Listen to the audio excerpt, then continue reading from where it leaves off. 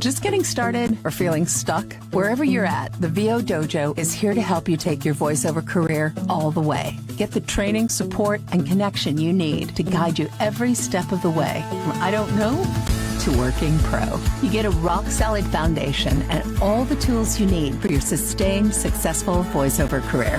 Mindset, skill set, and real-world experience, all in a hands-on, hearts-in, supportive community. Join us at thevodojo.com. Good morning, everyone. Happy Wednesday or afternoon. I'm on the West Coast, so it's morning for me. But we're really excited today to be joined by Joan and Rudy from the SOVAS Awards. And we are going to talk everything awards today. I'm going to introduce myself. I am Sara Blindauer. I am standing in for Master Sensei Tish Hicks because she is on a plane on her way to the One Voice conference right now. And this is the VO Dojo. This is our Get to Know VO. It happens every month on the third Wednesday of the month. And moderating today, we have the lovely 𝗪𝗂𝗍, who everyone should know if you've been coming to these. And let's dive into it with Joan and Rudy. Guys, welcome. Hi, Thank you for being here. How are you Pleasure. guys? Hope you guys are doing good. Thank you, Sara and Kelsey. You guys are amazing. We love the VO Dojo. I resonate very much with the VO Dojo in terms of craft and the philosophy. So I'm really happy to be here as well as Rudy. I'll let Rudy absolutely. for Rudy, but yeah, well, you did a great job. I mean, I love your sensei. yeah, She's amazing. She's inspiring, and yeah. it's been a joy working with her over the years, and very happy to be here to share with those folks who want to understand the Voice Arts Awards. Yeah, so you guys founded the SOVAS Awards, and one thing that comes up in conversations that we at the dojo have with VO artists is why should I apply to be considered for an award? What is the benefit of doing that for my career? Can you guys speak about that a little bit and why you decide to take the time to find or to develop the SOVAS Awards? Because that's a big undertaking. Oh my God, was it an undertaking? It continues to be, but getting it off the ground is like, I don't know, must have been like the Wright brothers learning to fly their first plane. It took something. And that's with all the examples of great awards programs in existence. It still took something.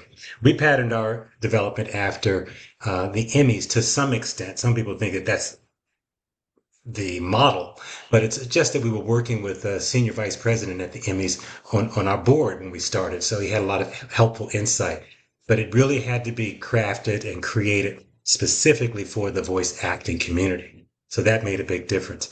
But to that question, why should I submit? In some ways, that question has to do with marketing.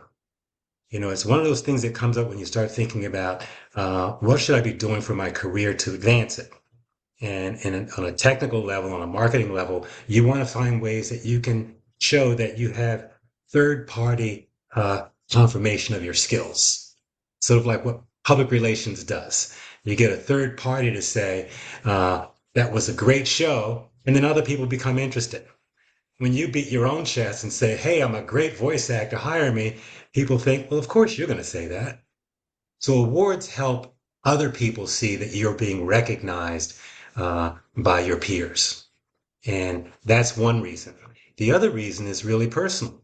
You've been devoting your life to a craft, and for some people, for decades, and for many of those same people, with no real credit for it, no award show.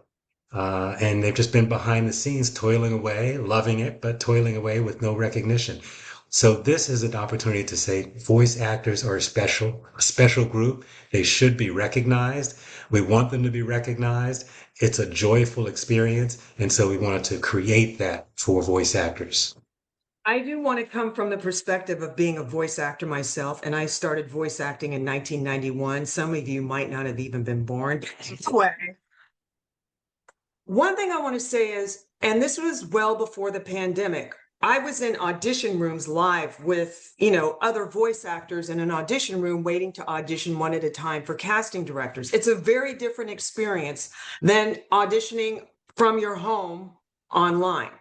And one of the major things in the audition room over the years was that people felt like the voice acting was like at the bottom of the barrel in terms of people getting hired, people getting recognized, people being acknowledged for their work. Voice actors felt like there was no recognition for them. And that was one of the biggest complaints there was. So a lot of the Voice Arts Awards came from that conversation. I also want to say, when people say, why should I? You don't have to. No one's making you submit your work. If you want to submit your work, you can, but you don't have to, and we're not making you. So to me, that question has more to do with how you feel about yourself. Why should I? No one's going to convince you that you should, and we're not here to do that. We're just created a platform and an opportunity for you to be potentially recognized and considered for your work, like any other award show, like the Emmys, the Golden Globes. I mean, they're more established and they've been around for, well before we were born. But what I'm saying is it's an opportunity to be recognized. And that's how showbiz works. That's why you see credits at the end of a movie or TV show, because those credits are how people get recognized to get more work hired. So it's the same with awards. It's a way to get recognition for your work, as well as even being nominated. It's a big deal. And it speaks to producers, stage managers. I'm not saying they're going to run to your door and hire you. I'm saying that having that in your resume, in your bio, posting it on social media, because that's how people get recognized for things. They post it on social media.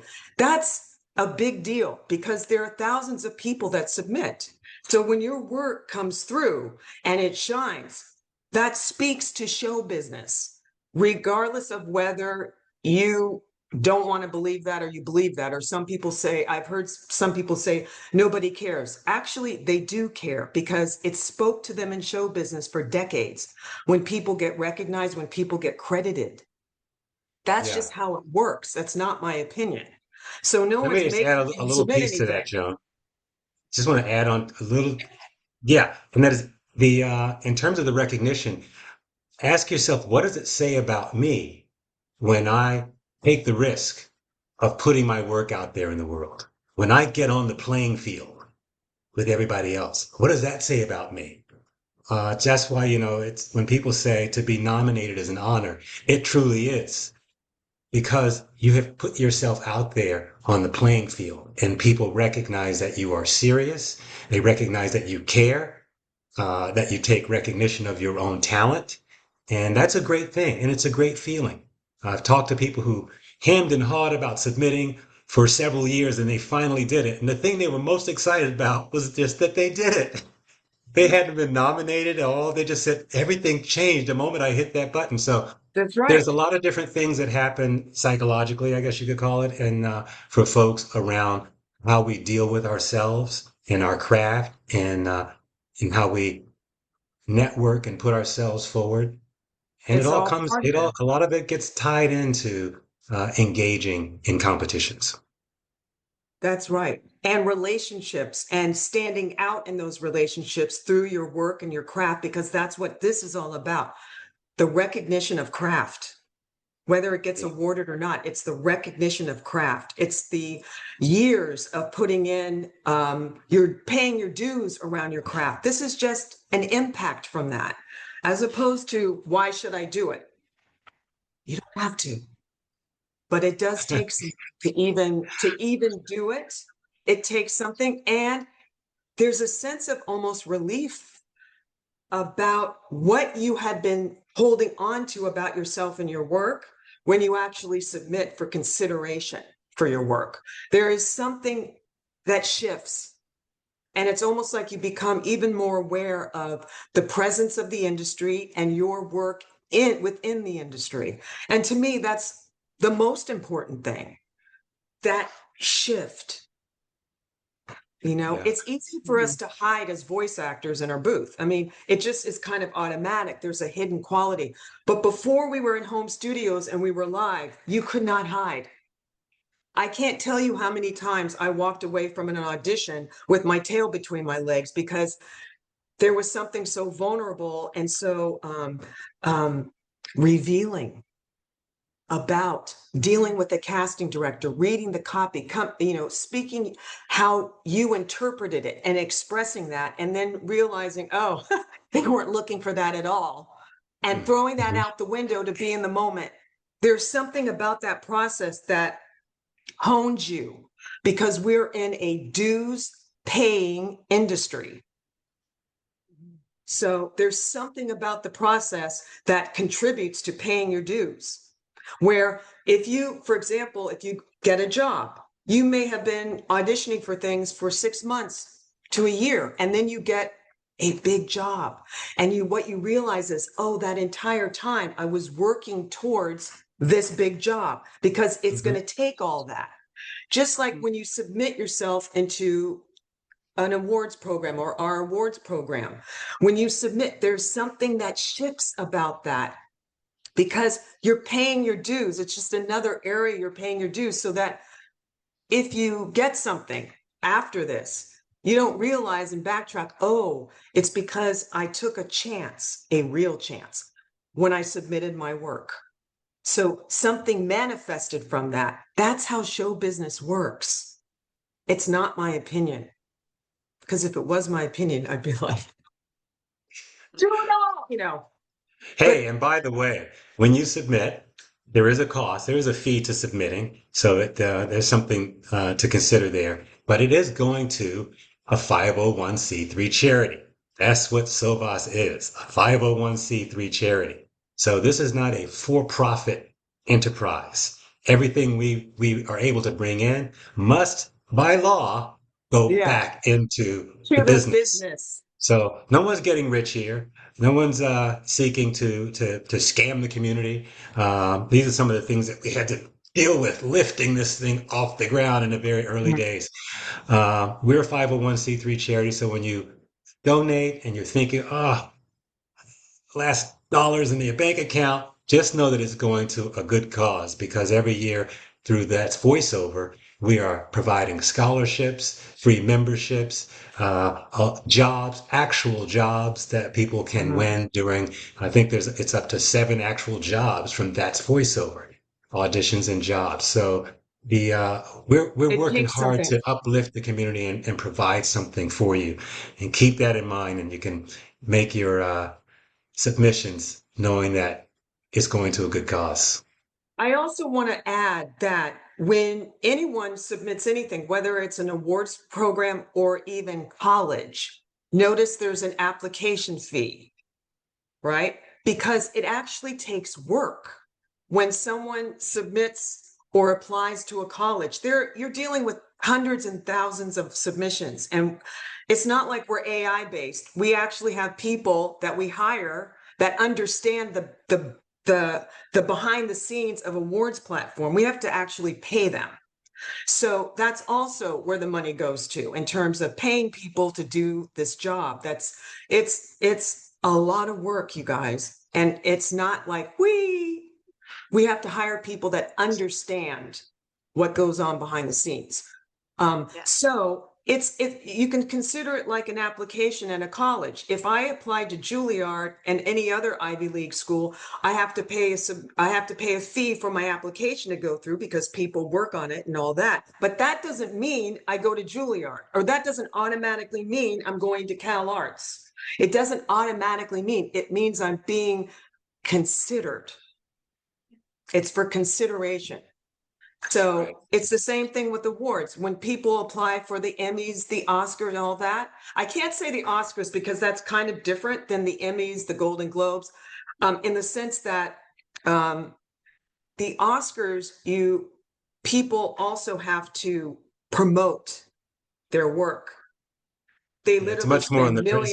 producer's side, really, that business happens, and millions of dollars get spent. But your point is well taken. I hope that You submit to be into college in the same way you submit an award. There's no guarantee that you'll be Team. nominated, but that's part of the process.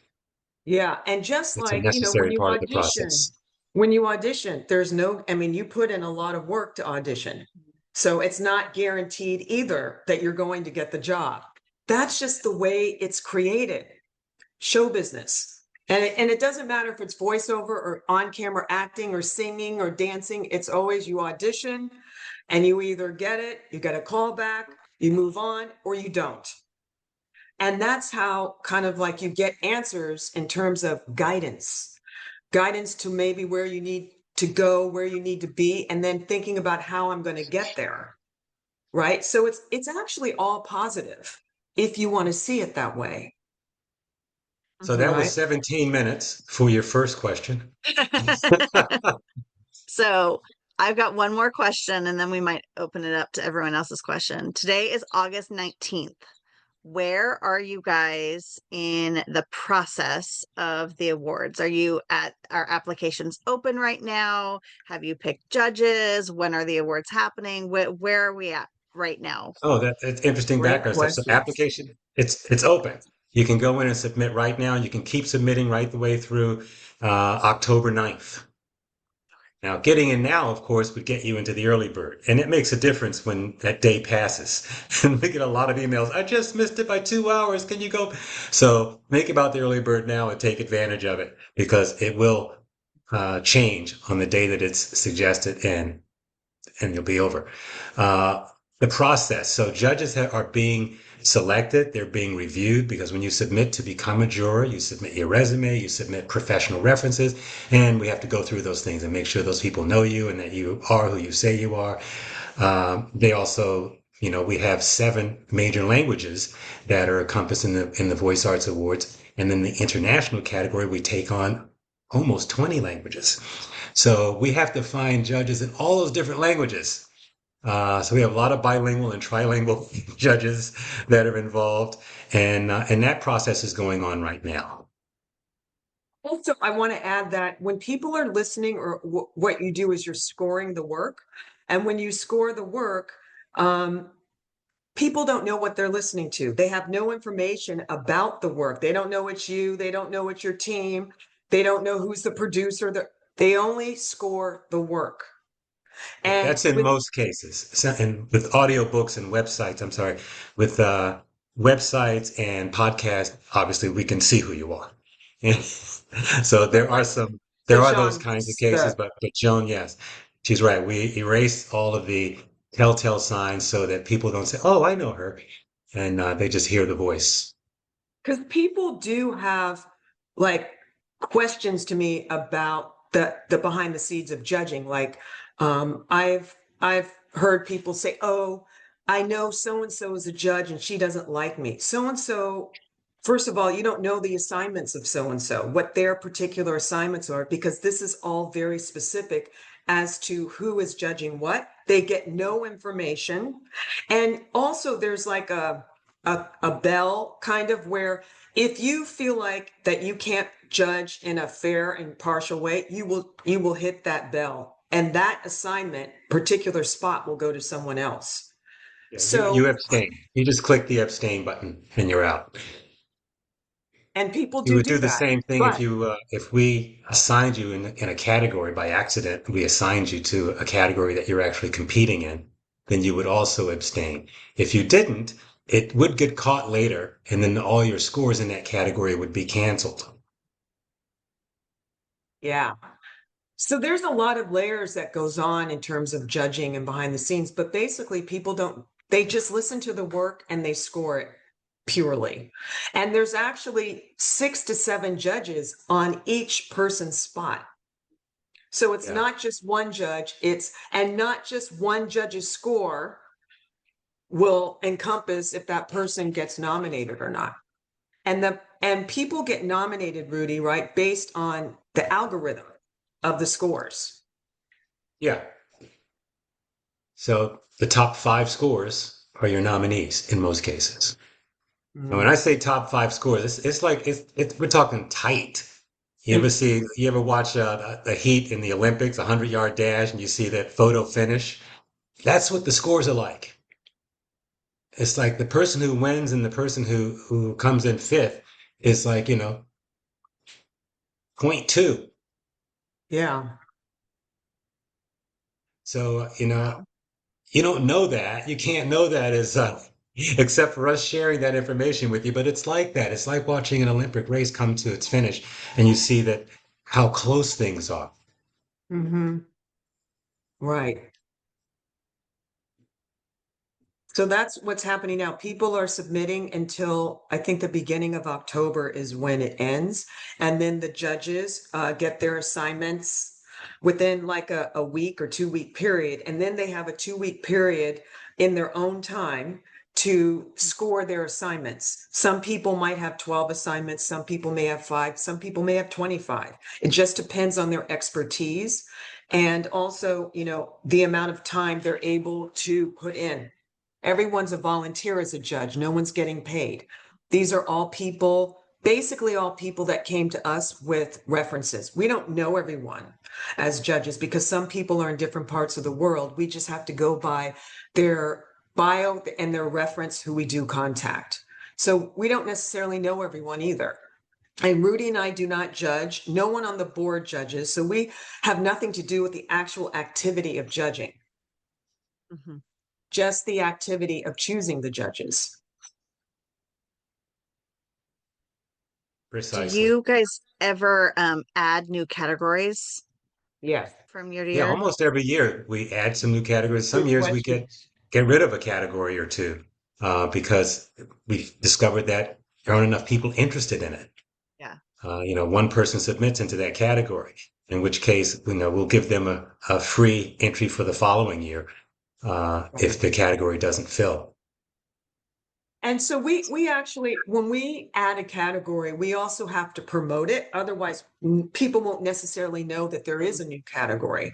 So when we first started the Voice Arts Awards, we were constantly grassroots promoting categories, not just to voice actors, but production companies and engineer recording houses, to all kinds of people. So we got a great number of people right off the bat because of our grassroots. We get on the phone and we call people. So we were constantly building the kind of submissions and letting people know what they could submit into. And this took years of us doing this. Now, when we do a new category, mostly it's because more than one person has approached us about it.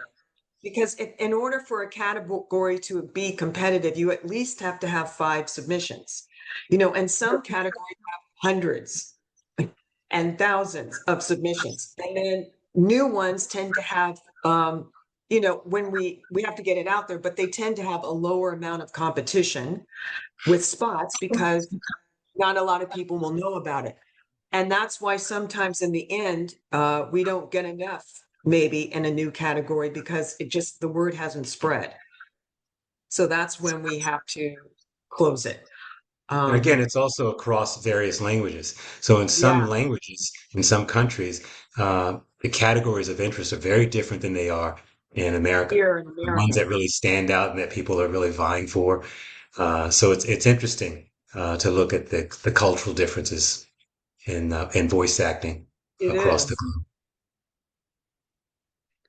Wow. Yeah. As someone who does operations, I find this fascinating and I relate to so much of it. But I never thought about how you would have to go out to all of these people and Yes. companies to promote it, but it makes Yes. complete sense Right? that you do Otherwise, that. how would they know? Yeah. They wouldn't. Yeah. Even Yeah. And posting we on do have social media doesn't guarantee it. Right. we have a board of international ambassadors, separate from our regular board of directors. There's a board of international ambassadors, and they are in their countries and they're local and able to localize our message, translate our messages, and reach out and work directly with their communities. And that makes a huge difference because we get that feedback and we make changes based on having someone Feedback who really understands the problems and the or the and culture. feedback. Yeah. And so And that's really critical. also for years, Rudy and I have met with the ambassadors or been introduced to new ambassadors. If we introduced, like we introduced Chinese, we had to understand the culture in order to do that. And the conflicts or the potential conflicts or exact categories that work for that particular culture. And so it's actually also been a learning curve for us, a complete learning curve. And we have been, we've dove in now since 2014. And the experience, I feel, and I can speak to both of us, I guess, the experience has been absolutely extraordinary. And I mean, I could say a roller coaster ride extraordinary, not all up. It's been up and down. And sometimes Rudy and I have been in tears and thinking about letting it go. But our commitment is much more powerful than the lows.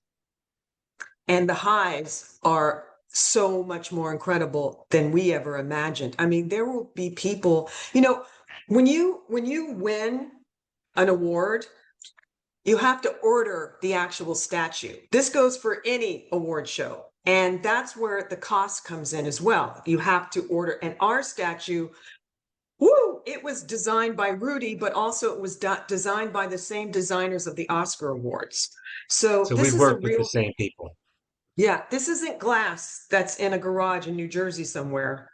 These are awards that are handmade with every order and also engraved, right? So it's also a process that takes time, but we also have to buy the awards. It's not like we're working with these companies and they're like, oh, you're in voiceover, so yours will be cheaper, or we won't charge you anything. We also have to pay.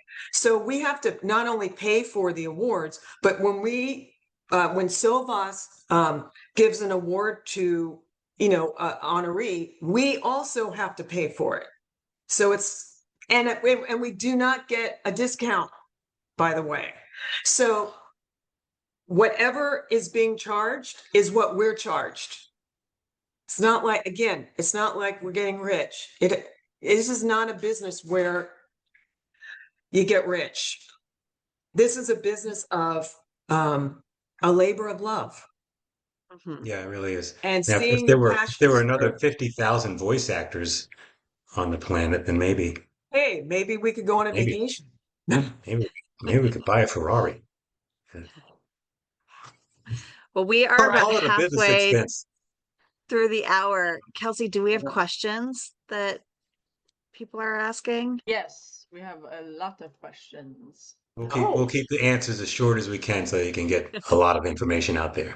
So not 5 hours, Rudy? Not a 5-hour answer? Okay. All right, Robert, come on up. Rob.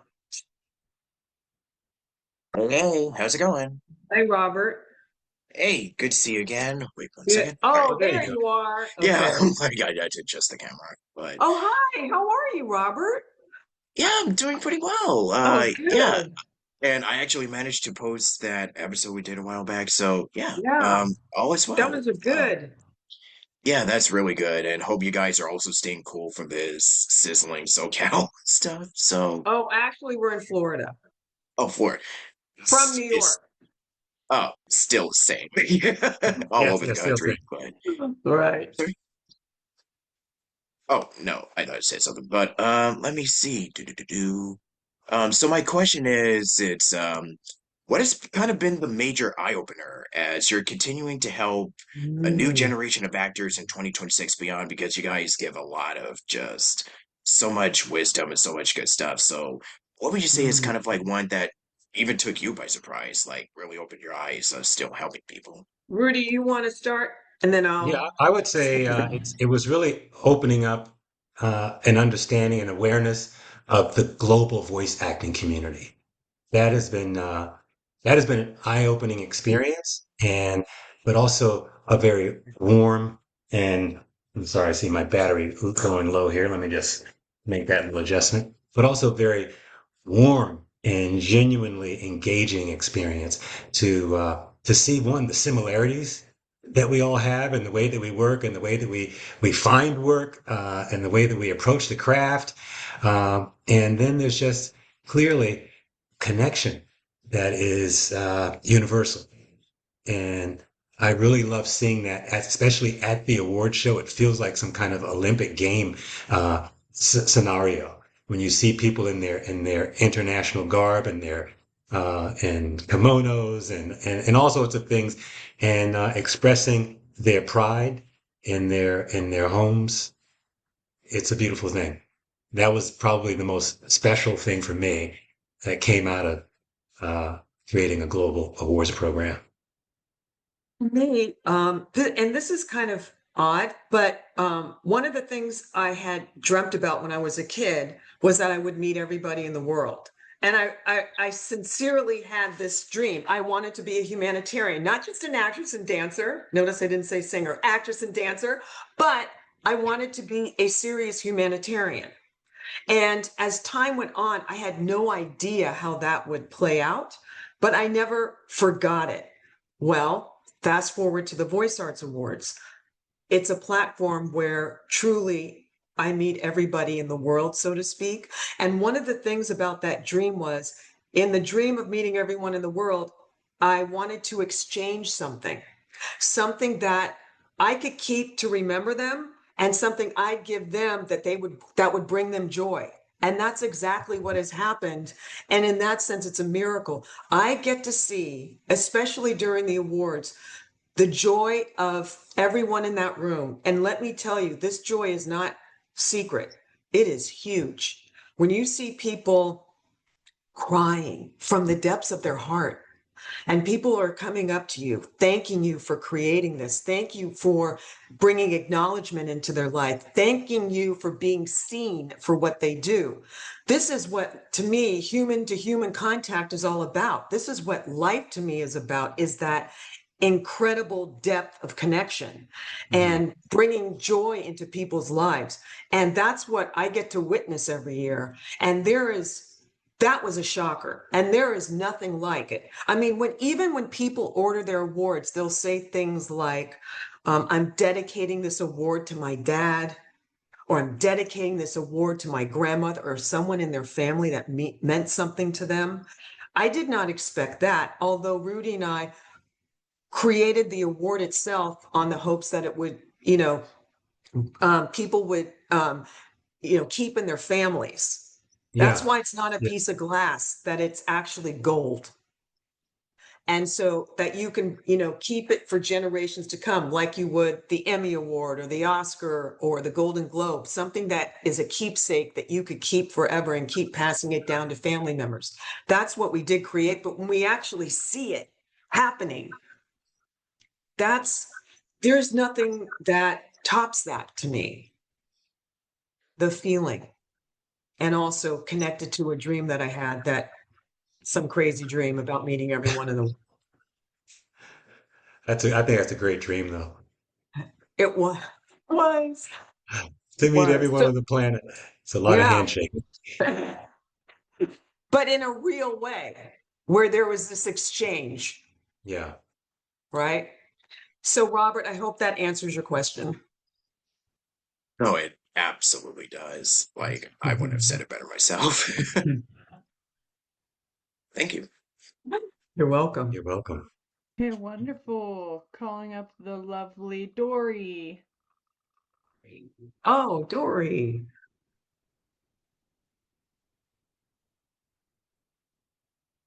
Hello. Sorry, the tech was not teching. Oh. Lovely to meet y'all. And Good to thanks meet so you. much. Thank you. I work on a lot of indie projects. And I haven't worked with like huge studios and things like that. And I was just wondering, is there a certain size project that one would want to work on? Yet is the key word. Thank you, Kelsey.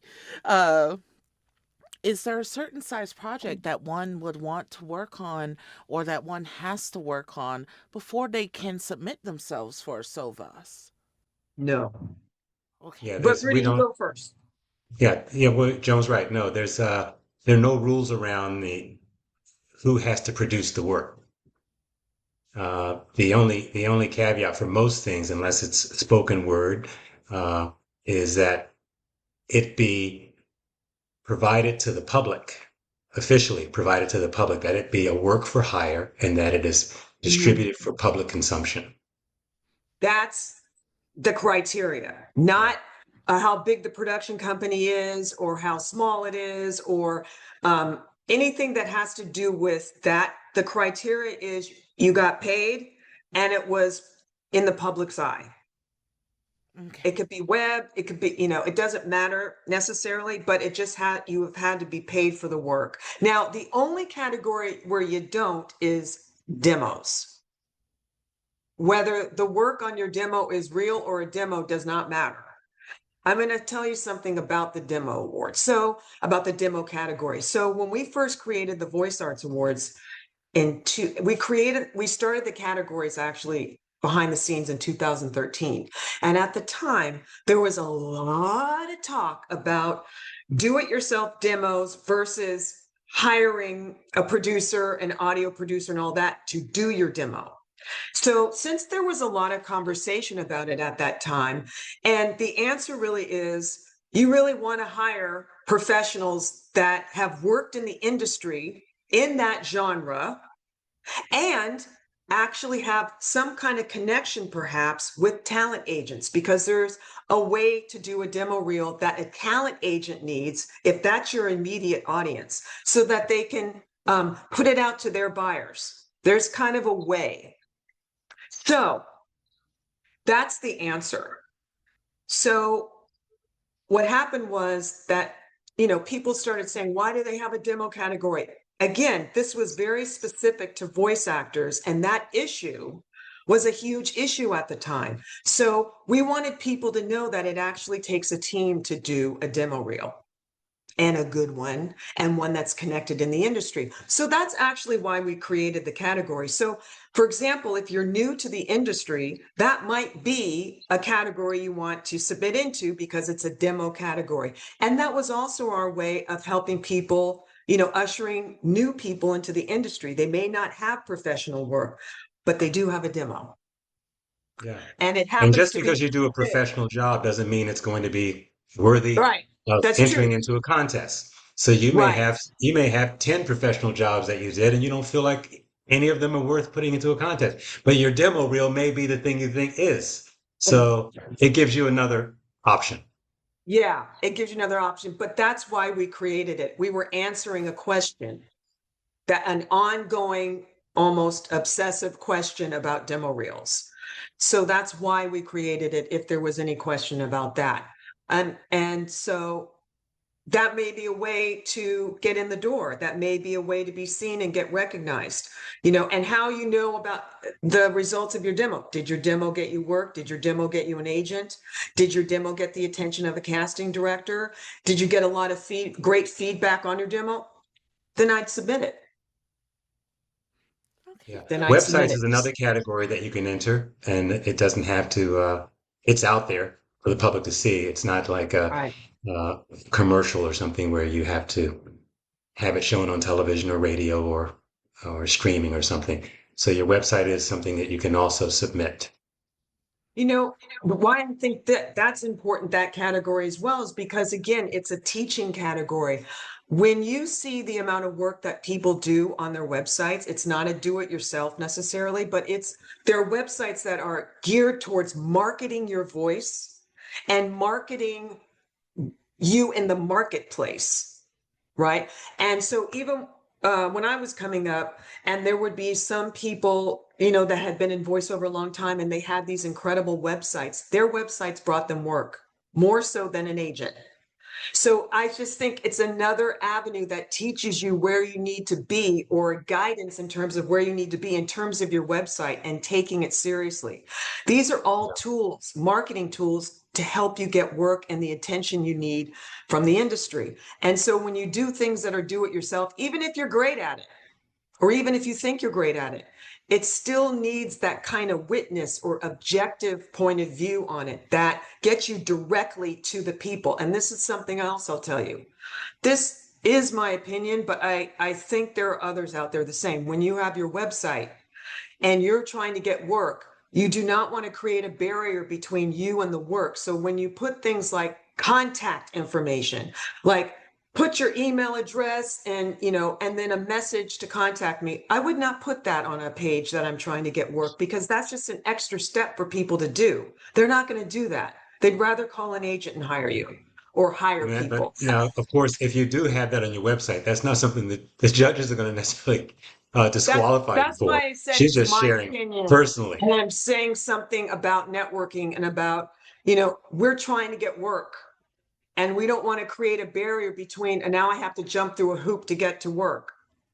That's all. It has nothing to do with the Voice Arts Awards. It's just my personal opinion. But Dory, your question does open up another interesting aspect about, choosing to enter the awards. And that is, you are the ones who look at the work and decide whether you feel like you want to put it out there in public and you want to see how it performs. You're the only one who can make that choice. You can show it to your friends and all that sort of thing. Maybe it's even won awards in some other area, but the awards have forced everyone to look carefully at the work that they do and to make a determination out of the 6 or 7 things I did that I think are great. Which 1 or 2 do I want to be able to put into the contest? So you really have to look critically at your work all of a sudden. It's not just anything thrown at the wall. It's what did I do that between me and the producers and the writers and the editors is actually now a great project. It's also too, it again, similar to auditioning, when you're auditioning from home and you have to judge what take you're going to send in or what 2 takes you're going to send in. The more you can develop an objective ear to the work, it's the same with when you submit into the Voice Arts Awards. You want to develop some kind of objectivity, because this is just to be honest. I feel like when you develop an objectivity to your work, then you're not only able to submit work to get the attention it needs, but you won't have to ask anyone or determined by what people are saying, should you or shouldn't you. It should be something decisive, and it should come from the fact that you're able to be objective. And if you're not, that's something you want to develop in general as a voice actor, an objective ear, not a subjective ear. And by the way, being objective also helps you analyze copy as opposed to subjective. So we are in a very subjective career, but we, the talent, have to be objective. And that's something you want to develop anyway. Yeah. So, first time I submitted an award into an award contest, I was working for ABC News. I thought I was hot shit. I was a producer, and I was ready to win this. I think it was called the ACE Awards. Yeah. I didn't come close, and I was livid. I could not understand how I didn't win. And within a couple of years, I completely saw why I didn't win. And was almost ashamed of what I had submitted, only because of my ego around submitting it.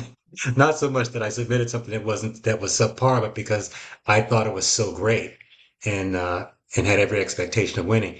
So it taught me something. It made me work harder. It made me look more closely and critically at the kind of work that was hitting the television airwaves, so that I could evaluate what I was doing. And then I did start winning some awards. And an Emmy.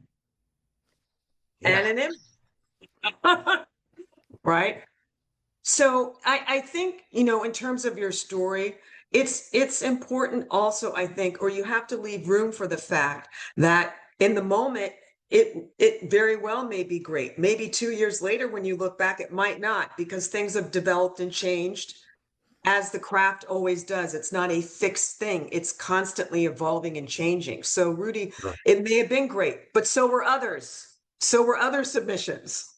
right? Yeah. So it wasn't like you necessarily submitted something lousy. You submitted something great among other people that were submitting great things.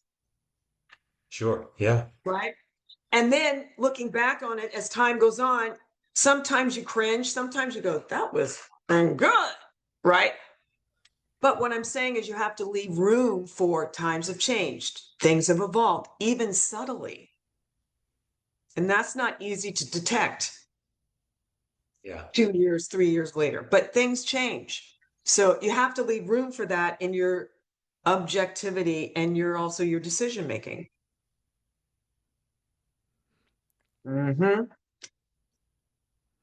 I hope we answered your question, Dory.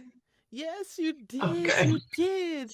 Thank you so much. And, You're I welcome. really do appreciate it. You're welcome. A pleasure. Thank you for the question. Wonderful. So we have about 15 minutes till the top of the hour. Do you guys have a hard out at 11, or is there a little bleed room We to actually have go maybe over? 5 minutes after that because we Okay. have another meeting. Okay. Okay. Completely understand. This is how a lot of my days are too. Yes, it's back to So back. We'll yes, be more specific. Kelsey, So we'll try to help you get as many questions answered as you can. Specificity.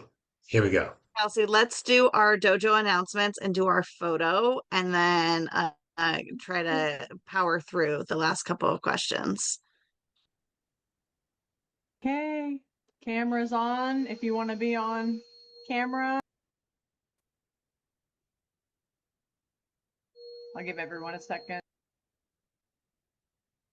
Oh my God, beauty, beautiful faces. Thank you so much for coming, everyone, and for caring about what you do. All right, ready? 3, 2, 1, SOVAS.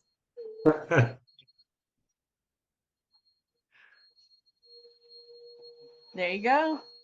All right. Kelsey, do you have the list of announcements? Do you want me to take it? Yes. Yeah. Okay. So the dojo and Tish, Kelsey, and Anderson are going to be at One Voice this weekend. And Tish is teaching a 𝗙𝗵𝗔 talk on Friday morning for anyone that's going to be at One Voice. It's awesome. I completely relate to this topic. So if you're there, go check that out. And then she's also going to be on the marketing panel. Um, we just closed our Daniel 𝗙𝗶𝗺 scholarship a week and a half ago. I see a lot of people on here that applied, so I want to say thank you as the person that is the first round of going through every single application. Your stories have touched me, and we are taking time to decide on who our winner will be. But thank you to everyone that applied. Yeah, it might get released how the emotions felt like when Joan and Rudy were talking about going through there are a lot of emotions with that. We have our next You Should Do voiceover class coming up on Saturday, September 12th.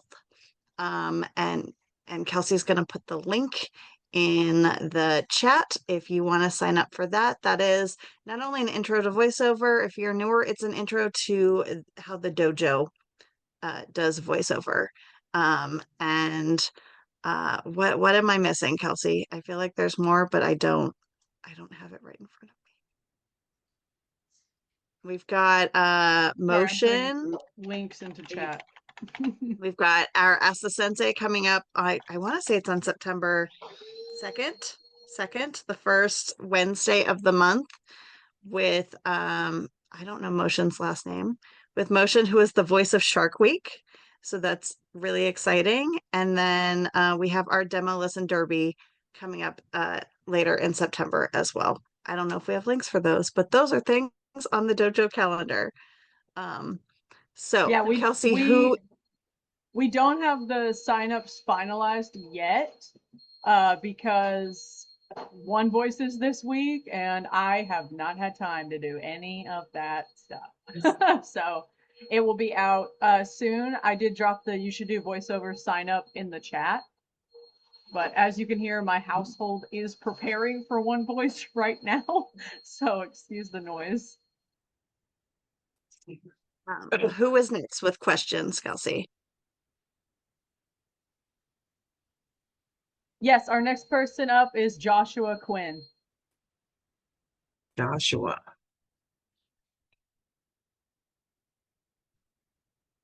Hello, can you hear me okay? Yes. We do. Hi We're there. I learning. am, I don't see. Oh, there you are, Joshua. Nice to see you. yeah, sorry, I'm traveling right now. I'm in Canada for a Oh, Fringe Festival, so juggling a lot right now. oh, Um, wonderful. thank you. I'll make my question quick for everybody's time. Is there a grading rubric that you use or try to stick to for your judges to standardize the judging, or anything we should keep in mind when we're, self-judging our own submissions? Well, there's a description for each category, and that description pretty much includes the criteria that you want to be considering. So you want to read the description carefully. The judges score on a 1 to 10 basis, 10 being the highest score, and it's broken up into uh, points. So you could have 5.2, 5.3, okay, all the way to 10, from 0 to 10. And that's pretty much it. The rest of it is really the heart and soul of the judge. There's a lot that goes on when you're judging that no one can control. So you find great people who you believe in, who you trust, and they know what they're looking at. They're experts at it, and that's how the scores come. Copy that. Thank you so much. You're welcome. As Kelsey, soon as who I did unmuted, the vacuum started. Fantasia, come on up. Hi, am I audible? Hi, Fantasia Hello. Stardust. Hi, so nice to meet you guys. You Good to too. meet So, you. my question is, do you have any particular eligibility criteria for selecting judges? Because, I'm asking because I'm multilingual. I'm fluent in 4 languages. Sorry for the self-promo. And I wanted to kind of, help out if that's okay. Because, Yeah, I feel like, I would invite you to do yeah. so. I would invite everyone, go to the website, SOVAS.org, and you will see a tab called Become a Juror. You know And what? you will I'll see Okay. put the it in. full criteria. You're going to grab that link? Yeah. Okay. You'll see all of the criteria that's involved, including submitting the languages in which you are fluent. And with that information, we're able to assign based on your skill set. Now, sometimes the thing that you're great at, say it's audiobooks, you may not get assigned in audiobooks because you know everybody. And Yeah, right. what we found is we assign all the audiobook professionals to audiobooks, and they all wind up having to abstain from many projects because, oh, I know him so well. Oh, I worked on that one too. And so, so we try to cross-pollinate, and we do put Right, yeah. audiobook people in audiobooks, but it's definitely a In different, painstaking process just to make sure that they're not involved on any level in with the their projects. category that they're in. They may be expert at fiction, but not nonfiction in terms of putting in work. So Thank they you may for that judge that. question. Thank you very much for that question because I do want all of you to know that you may possibly be great candidates for becoming jurors, and we would And I love for did you put the to link. apply. I did put the link in the chat.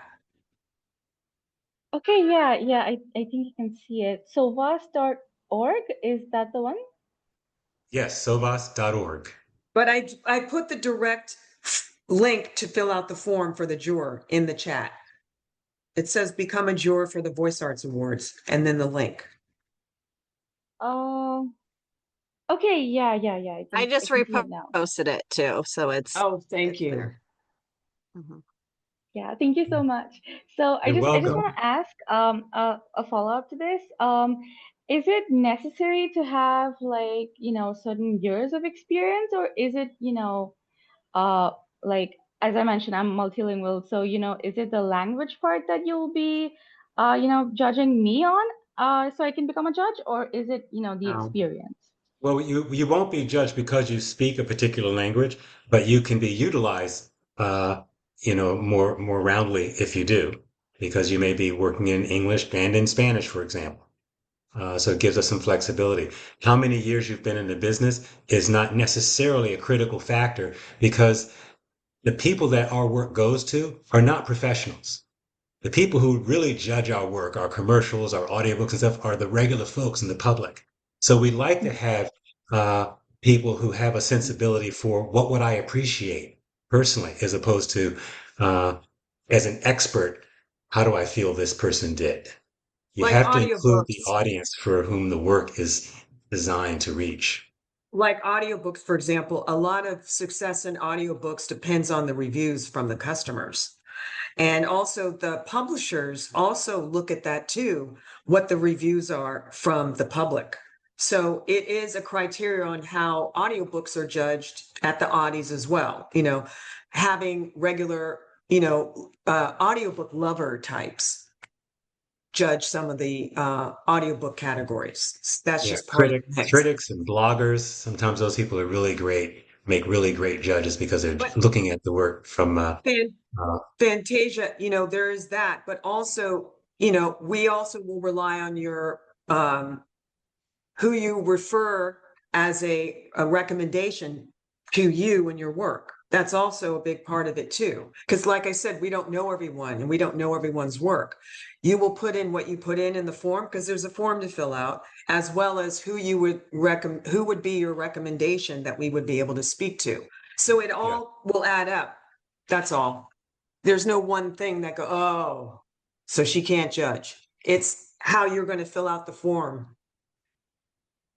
Okay, so for example, if I were to maybe give my one of my teachers contact, someone who's taught me for a very long time, and she knows that, I have experience with, these many languages, and she's worked closely with me. So is that someone I can, add as a recommendation, or is there anyone in Yes. particular that, Professional references and educational references. If so, if this is someone who you studied with at university, that would work. We have to be All able to right, reach them as awesome. well and make sure that they actually Yeah, do vouch for yeah, you. Right, but that's also yeah. on the form. So All right, awesome. That answers my question. Thank you so much. you're You're welcome. welcome. Yeah, we're at the top of the hour, so I think we have time for one more One more. question. Definitely. Yep. Danielle, if you're still here, please come up. Here. Hello. Thank you for Hey today. there. Hey, Danielle, Hello. how are you? Good. Good to see you. Good. You too. So mine should be very easy. In terms of the judging, are they required to listen to the whole track, like for the demo reel? Do they have to listen from start to finish, or after like 15 seconds, they're like, oh, okay, well, I've heard enough, whether good or bad? So I think for the judges, first of all, there's no mechanism that cuts it off or that forces you to keep listening, Okay. right? So it's not like you can't turn it off or go to the next one until you get to the end of the first one. So we trust the judges to do the right thing as far as that goes. Most of the entries, I mean, there's very little that's more than 5 minutes. Yeah. And most of them, the average is probably 1 minute of listening time for an entry. The audiobooks are 5 minutes. And of course, if you're judging in the body of work category, that's 20 minutes of material that those people But submit. also, most of the stuff you're judging is 30 seconds and 60 seconds. So it's not like it's long and drawn out anyway. It's just that certain categories will require more listening. Okay. And like Rudy said, the most is 20 minutes, but in audiobooks it's 5. And I do want to speak to something. With the audiobook categories, we had help creating it and what would best work for an awards program focusing, having the focus on audiobooks and what was needed. So we worked with the Audis on the audiobook version of our categories. And so it was said that 5 minutes would be all that would need to be required. You can listen to more if you want, but what's required is 5 minutes. It's the same thing though with the Emmys. When people submit, an episode, and in the Emmys, you're required only to look at however many minutes of that episode in order to judge. But people don't look at usually 30 minutes or 45 minutes. Like when you judge in the Emmys and you judge and you're judging like the documentaries, you do have a certain amount that you have to listen to, although you can listen to the whole thing if you want. Okay. Great. Thank you. Mm-hmm. Thank you, everyone. It's 11:01, and we don't want Joan and Rudy to be late to their next meeting. One more. We could do one more. Thank you. We have room for one more. Kelsey, do we Yeah. have one more question? I think that was our last question. Oh, okay. Yeah, and then there Oh. was a repeat question at the very end. So, Oh, did we answer the question then? yes, you answered the question. Oh, Yeah. okay. Okay. Well, thank you Thank you guys guys so thank you for much for having taking us, and thank time. everyone who showed up. Yes. Much appreciated. And I hope I But see really, entries from all of you. And but I hope also to see you all at That's Voiceover as well. I put that link in there too. But also I really thank you guys for caring about what you want to step into, and that you took the time to come to an opportunity like this to hear what goes on behind the scenes and how real it is in terms of creating a level playing field for everyone that submits. That's the kind of work Rudy and I do with some of these other organizations that are experts in awards competitions. And it's been a journey, trust me, for us to plant these seeds, to nurture them, and to create it so that people that care about their work are able to take advantage of the opportunity, no matter the outcome. So thank you very much for showing up and caring. Thank you Well guys so said. much for taking time on a Wednesday to be with us. And what date do we have the date of the actual awards? Yes, the date Where is it's happening this year? Sunday, January 17th, 2027 at the Beverly Hilton Hotel. If you go to SOVAS.org, you can hit the Voice Arts Awards section and you are able to buy a ticket or tickets if you want. But we won't be, until the nominations come out, which is sometime in October. I just don't have the date, precise date. And then there's 6 weeks after the awards come out that people are getting their, tickets. We're arranging seats because it's a 4-course dinner. And the presenters, we're working on all that aspect to come together once the nominations come out. Actually, we're working on it now, but in more particular ways when the nominations come out. Okay. So, and then there's That's Voiceover online the 8th, 9th, and 10th, and it will be extraordinary in terms of the opportunities we're creating for that. Just be mindful of it. And then I Online. actually had one more question. Okay. Is TVO going to be fully virtual this year again? Yes. Yes. Okay. Yes. And it worked out amazing last year. It was an incredible event. And I'm not just saying that. The people that attended said that. Mm-hmm. So I know how powerful it was. And I know how happy we made people too. So again, that's my credit. Well, We are thank in the you, business of everyone. joy. Yeah. We are in the business of joy. Thank you, guys. Thank you Bye so now. much. Have a Take wonderful care, day, everybody. everyone. We'll see everyone next time. Thank you Bye. guys. Bye. Take Take care. care, you guys. Bye now.